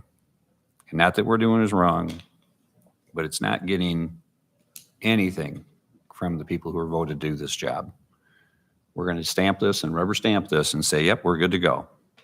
And right now we know specifically that the principal from the school is hiring the staff or interviewing staff along with our own staff. And then it's brought up to our hiring HR department chief, and then we approve it. That's the system currently. And if you're happy with that, fine. But I personally am not happy with it because I'd like to see a balance in this, in a change quickly, because we hired 30 staff and it was all women teachers. And I have no problem with women teachers. My sister's a teacher, one's a professor. I got it. If that's the only candidates in the pool, that's what it is. So, but that's really I think we need, again, we need to mix it up a little bit. And if this is the way we're going to keep going and it's going to keep coming in front of me, I'm going to turn this down tonight. I'm not voting for it because of that. There's no balance. So that's my position. Any further discussion? All right, all those in favor signify by aye. Aye. Any nays? Nay. That passes 4-1. I didn't see Bill vote yes. Yeah, I haven't cast my nay yet. Okay, I thought you said A, so. No, I'm sorry, I didn't say Okay. anything. I didn't say anything. So, Yeah, no, okay, so you're a nay also. yes. All right, so that passes 3-2. How can it pass 3-2? Don't we need a majority of 4? We have a quorum, and the majority of the quorum. Isn't the quorum? I thought we needed 4 to make it If you to, have four is a quorum, and a majority of the quorum passes the motion. okay. All right, that moves us to student handbooks. Mr. Scaler. Yep, student handbooks were presented 2 meetings ago for future action. Those changes were moved from action last week to for action this week. Those handbook changes are presented for your review. We ask that you accept those handbook changes as presented. All right, do we have a motion to approve the student handbook changes? So moved by Mr. Stahl. Support. Support by Mr. Conley. Any discussion? Mr. Conley? And you've reviewed all these, Mr. Scaling? You're Yes. Happy with These the? changes, yes. Okay. We have some work to do once we do the final board policy packets and some things to do. So I've talked with the principals. We know there'll be a little bit more work next year to get those in place, but yes. Okay, thank you. Yep. Just one thing, did we find out about the transportation? We haven't heard anything yet from the transportation if they're going to be able to update their procedures or not. So at this point, we'll be going with the same procedures for the handbooks. Yep. Okay, all those in favor signify by aye. Aye. Any nays? That passes 5-0. The next item is the MHSAA resolution. Dr. Outlaw, or This was for future action last week. It's our annual board resolution that we wish to be part of the MHSA. all right. So do we have a motion to approve the MHSAA membership resolution as presented? So moved by Mr. Stahl, or support by Mr. Trombley. Any discussion? All those in favor signify by aye. Aye. Any nays? That passes 5-0. The next item is the Field Trip International. Motion. Yep, last week we brought forward international trip to Ecuador. There was a question, I believe information was shared with the board in regards to the travel and the safety of the travel, but we are looking for approval for this trip. All right, so do we have a motion to approve the field trip? Moved by Ms. Mitchell, support by Mr. Stahl. Any discussion? Yeah. Mr. Trombley. What's the cost per student to go? So it's listed in the packet. It's $4,900 for a student. How much? $4,900 for a student to attend. Okay. How many chaperones are supposed to attend? So we go 1 to 4 or 1 to 5. It's listed in there as well. So which one will it be? Just depends on the number of students and the number of chaperones that go. Will the chaperones pay their own way? I believe they pay their own way on this. Do they or don't they? I'll check to make sure, but I believe they pay for this trip. So they're not tagging on additional money to the students in order for chaperones to go at a reduced cost or for free? I will check for that for you, but I do not. And including chaperones, I'm also including in that is the instructor. I understand what you meant by that. I don't know that. I am not aware of that, but if that were the case, I will let you know. Okay. And then what is the plan if a student can't afford it? Is there that fund or? Yep, so always we do fundraising, but this question has come up before, and always if there's a student in financial hardship or something like that, we find ways for funding or ways to help support that student in travel. We wouldn't keep a student out of that. Yeah, I would. Yeah. You've Okay. had that question. Yeah, I'd like to know what those answers would be. So how are we supposed to vote on it tonight and find out? What if it comes back that it does cost the student additional money to travel because the chaperones are going at a reduced rate or free? What's that? I just like to add, this is voluntary. This is not something that's required by the student. Just like any of these trips. My daughter was in college, decided to go to Europe. That was by her own choice. She read the contract, and her parents read the contract, and they agreed. So I guess what I'm getting at is, I don't know how much control we possibly really have over this, other than to say that we support this. Because they don't need us to go on these trips. They could we're just organizing it. Well, they need our permission to go, don't they? I think if they're gonna do it under our valley, if you will, yes, but. I mean, isn't this a class going or no? Is this a class going? This isn't a class trip. Yeah, no, this would be a school trip. That's what you're voting on tonight. So if you vote no, we're not going on a school trip. If they, with their family or choose to do it, but this needs board So approval. this isn't like a Spanish class. This is for Spanish students that are in the Spanish program at the high school. In that, School sponsored. they have to be in Spanish 2 or above. And What? I guess what I'm saying is that we're not funding that. They are. They're Well, no, funding I know that, but my point to the whole thing is, Ken, is they tax these kids, like it costs a kid $4,900 to go. Maybe some kids have to pay some of their own way, maybe their parents will pay the whole thing. My point being is why should a student have to work additional, fundraisers or whatever that person has to do to stand out on the corner and play a trombone so they can go, to raise additional money to offset a chaperone that would have to pay money to go? In other words, because in a lot of these, if you get, 10 people to go, the person that organized it gets to go free. Now that, it's not free. No. Right? Somebody's paying for it at the end of the day, and it's those 10 that have already signed up. I absolutely agree, but I guess my point is, we know that, they've been running them that way for a long time. And you either, some people Well- have to make the decision not to go for some of the reasons, and some people don't care if some part of their funding is going.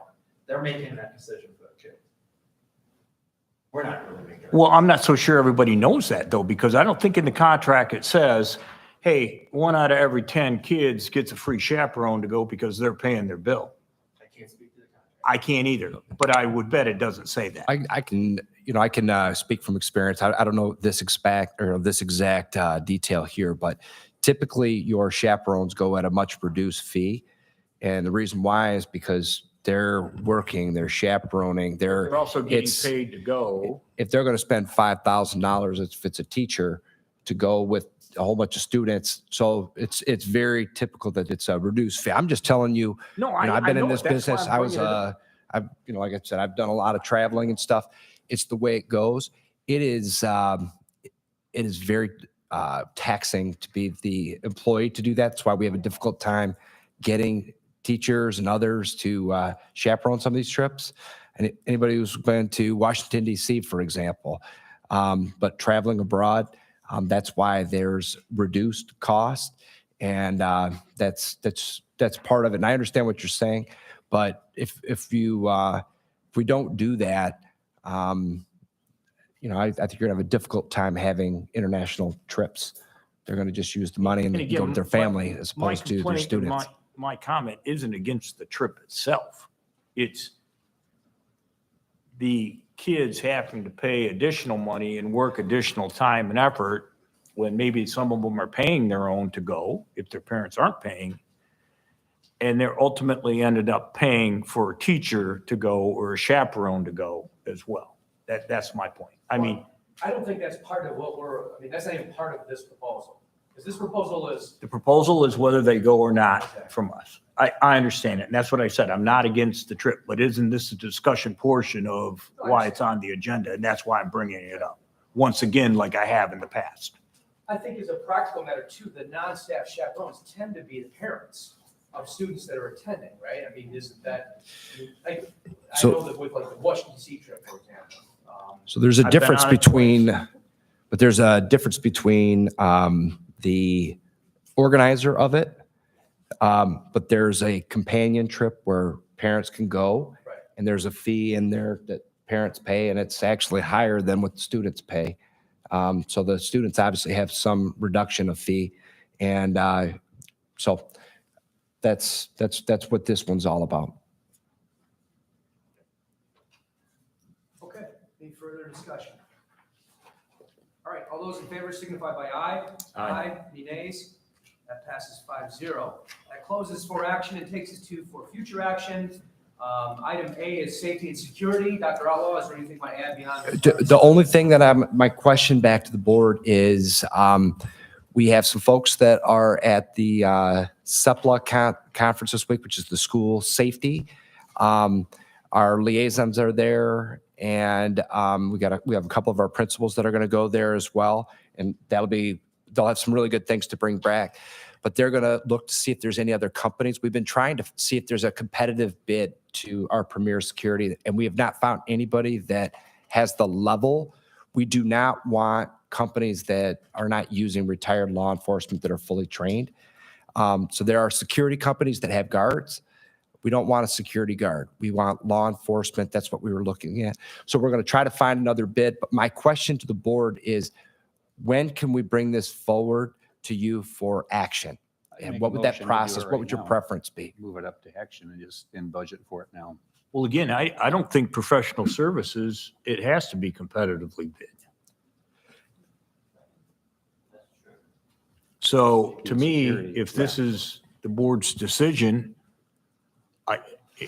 you know what, again, when it comes to safety for our kids and the well-being of the parents for peace of mind, I mean, I'm 100%, 110% ready to vote tonight if people want to vote tonight. Let's make a motion to move it for action, and if you support it, these guys can.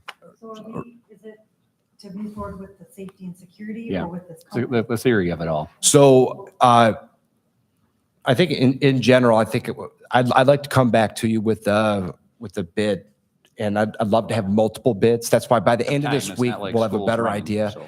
If it's okay with you, I would love to bring this back for action on July 11th, but my big question is that too fast for the board?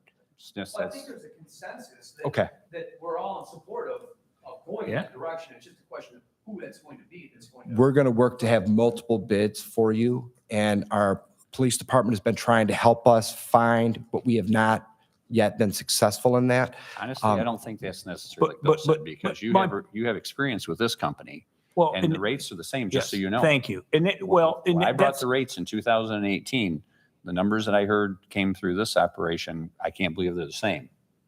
It's about 50%. If you recall that, Ken, it was 50%. of a full-time on-site officer, and that's what these are coming in at. They're right at 50. So this is, 4 years later, and we haven't seen that increased. So Well- that seems like the going rate, and that was the people that I brought at the time. And if you have experience with these guys, Dr. Outlaw, it seems to me, as a board, we would then support the superintendent to do, I don't think it's an issue. Well, and that's I- part of my issue about multiple bids. What are you going to go and try to find a lower? That's not necessary. Somebody that bids their guys $3 an hour lower, but they may not have the same services, or you may not have the same confidence in them, but because they're $3 an hour lower, we're going to sacrifice it. That's not happening. It's not worth it. How long did they work for you in your other school district?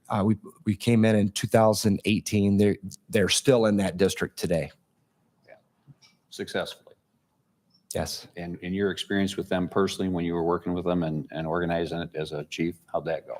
I wouldn't have brought them in I already to knew talk that. to you Right. if, they're using a term, I would say they're a Cadillac of a company. I've never worked with a better security company than these I folks. still say More it's okay to professional. hire them tonight.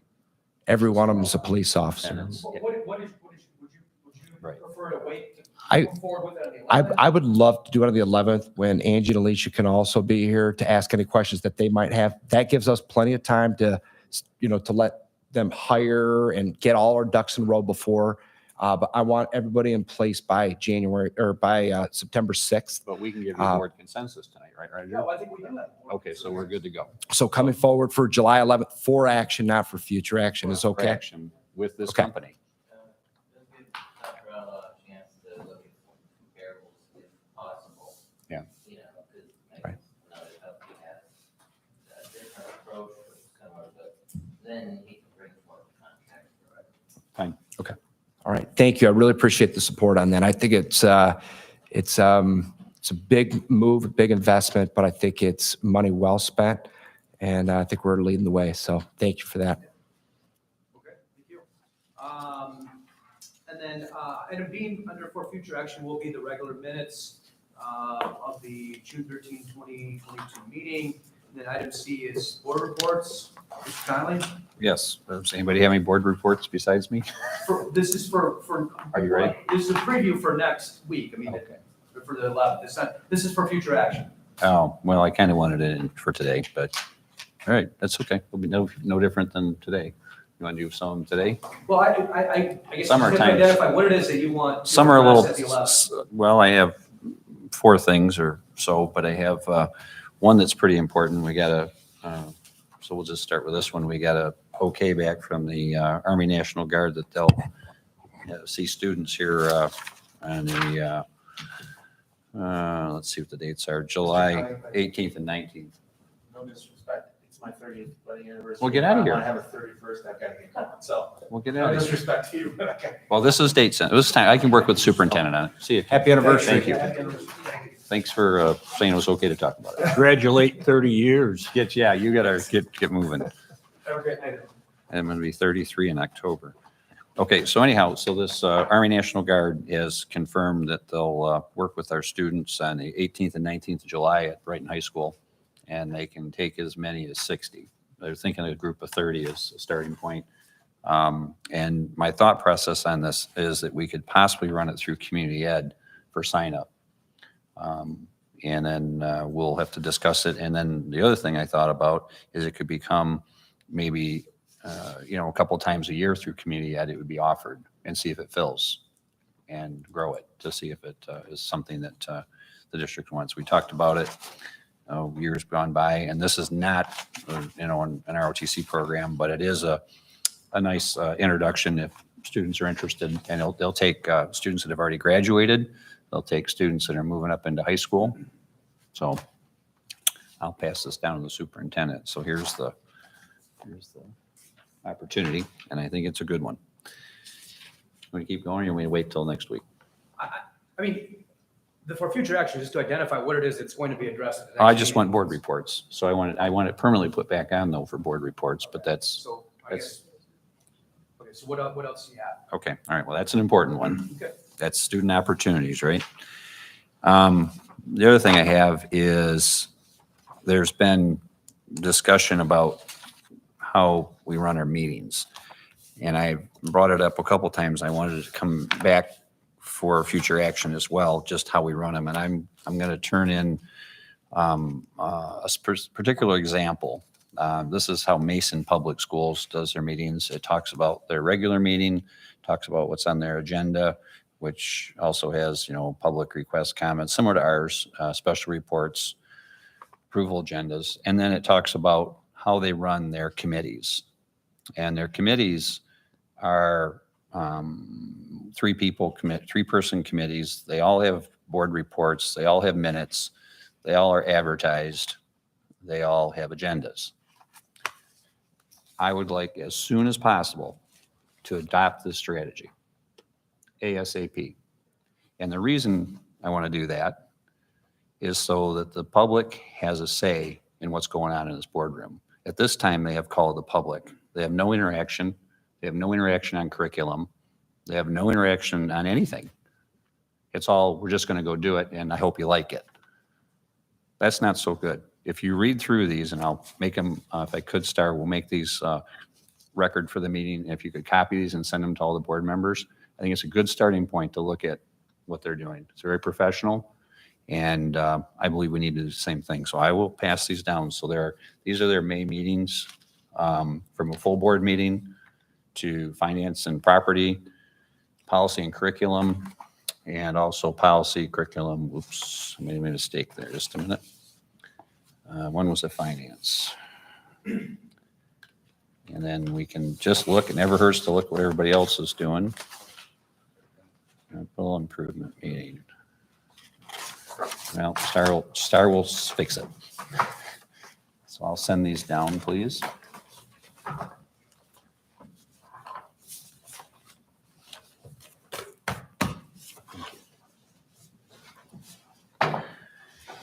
And then in conjunction with that,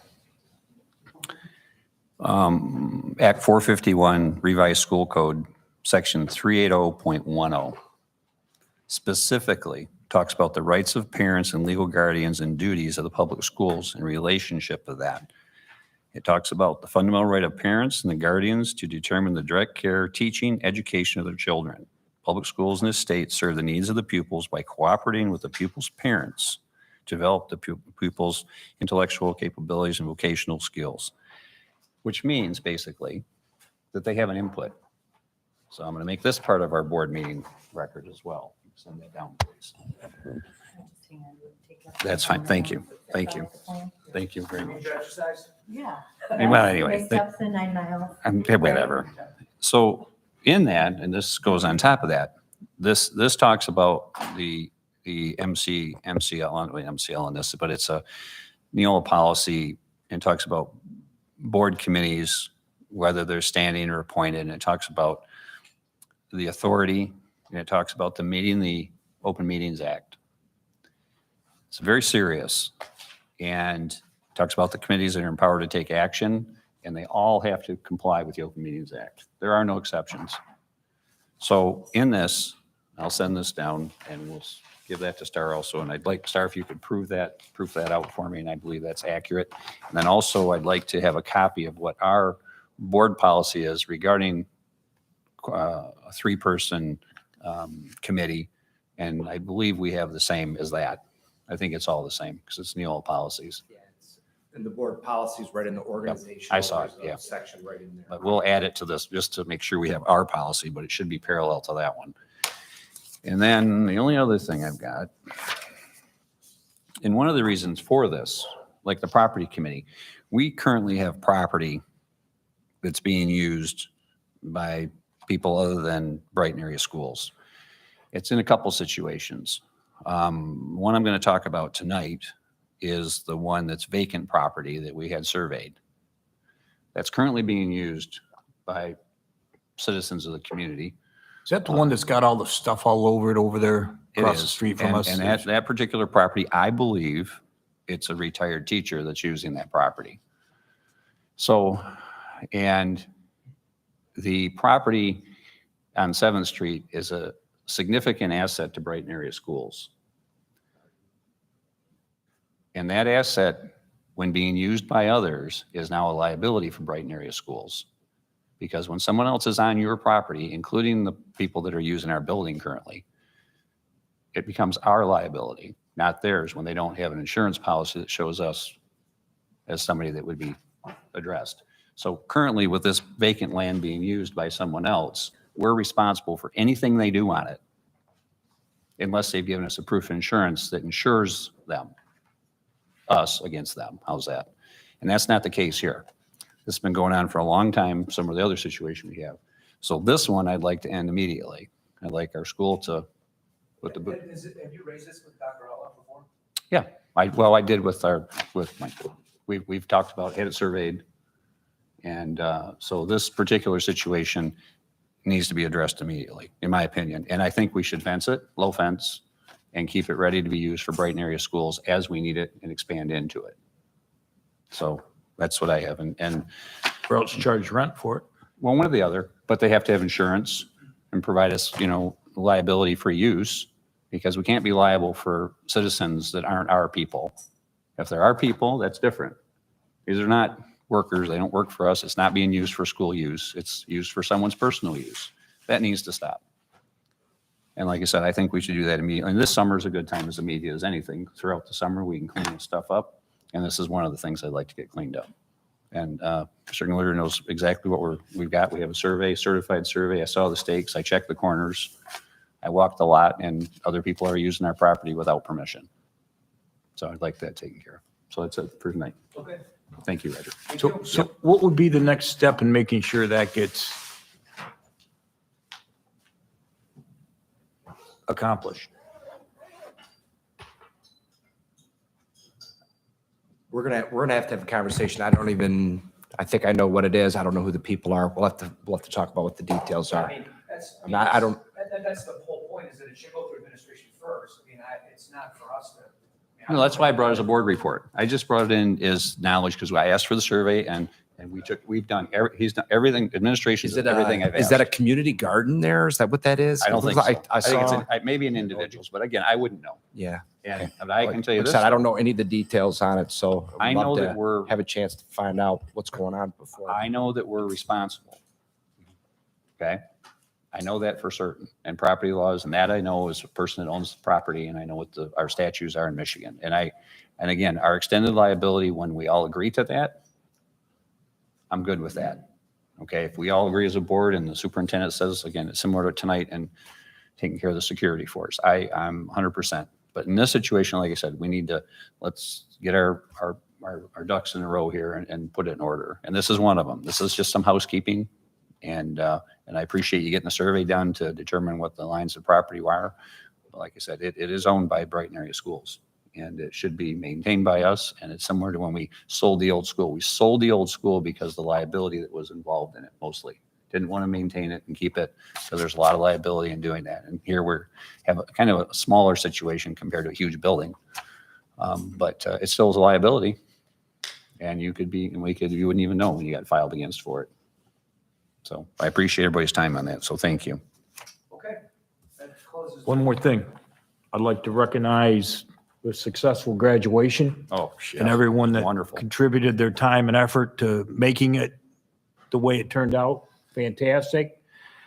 The senior all-night party as well. That was a great success. And I think they ended up selling more tickets this year than they ever have. I know they sold like 35 right at the door, or people come and wanted it at the last minute.